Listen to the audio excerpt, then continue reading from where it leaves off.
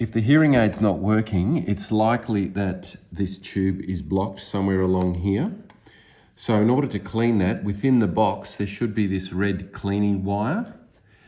What you must do is hold the hearing aid, a firm grip of the tube, and pull apart.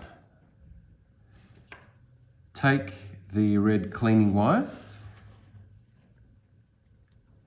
and pass it through the end that was attached to the hearing aid and feed it all the way through. You may need to move the rubber end to the side and pull that all the way through.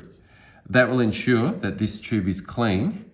Now to check there's nothing wrong with the hearing aid, if you open and close the battery door, the green light will come on. That indicates that this is okay. And then when it switches off, if you place it in your hand and cup your fingers and place it next to your ear, you should hear a squealing noise. That will indicate that the hearing aid is okay and the problem was here. Once you've cleaned it, replace the tube by pressing firmly into there, and that should be in okay.